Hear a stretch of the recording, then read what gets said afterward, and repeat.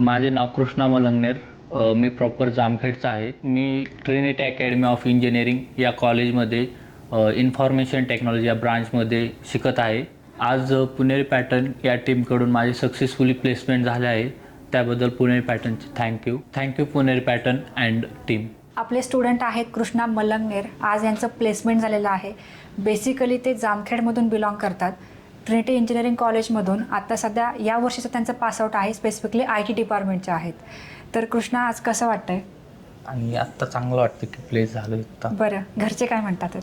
घरचे पण खुश आहेत त्या प्लेसमेंटबद्दल. Okay, very nice. खूप चांगली गोष्ट आहे.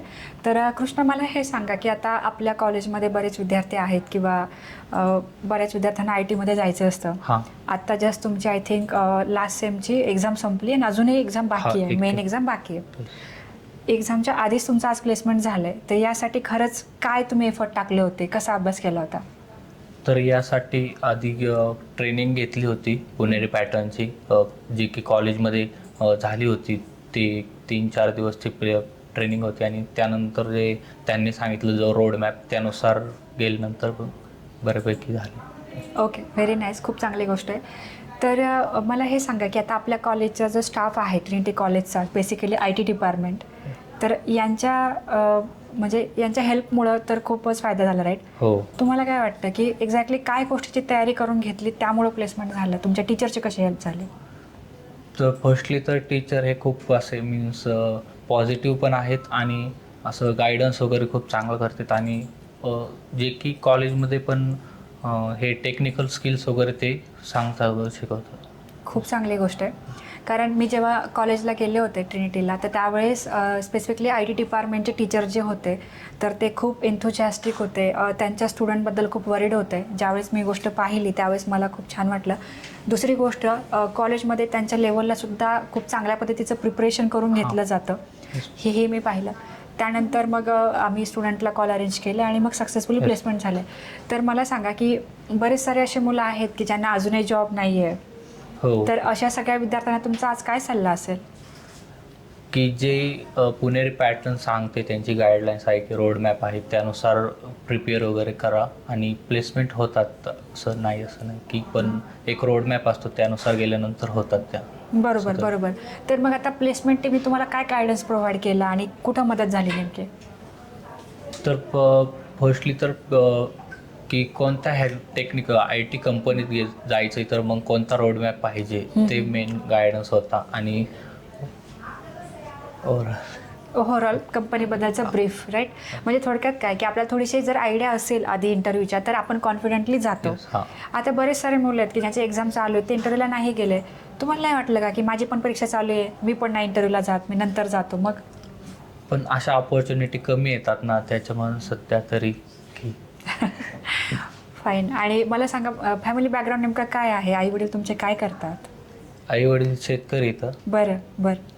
आणि ते त्यांच्या जे ते कष्ट करतात ते तसं ते चेंज करायचं. अच्छा, म्हणजे सिच्युएशन चेंज करायचं. बरं, मग पुढच्या 5-10 वर्षांमध्ये तुम्हाला काय लेवलला जायचं आहे करिअरमध्ये? फर्स्टली तर मीन्स आत्ता एक्सपिरियन्स वगैरे घ्यायचा आहे आणि नंतर जे मीन्स नेक्स्ट लेवलला जायचं. पण परिस्थिती बदलायची. परिस्थिती मेन ते आहे. बरोबर. खूप चांगली गोष्ट आहे. खूप कमी मुलं अशी बघायला मिळतात की ज्यांना जाणीव आहे परिस्थितीची. त्यातलंच आज एक बेस्ट एक्झाम्पल आहे. बऱ्याच मुलांना घरातून खूप सपोर्ट मिळतो आणि त्यामुळं ते करिअरमध्ये खूप मागे असतात का, कारण घरच्यांच्या छत्राखाली ते वाढत असतात, पुढे जात असतात. पण कृष्णासारखे मुलं प्रत्येक फॅमिलीत यायला पाहिजेत.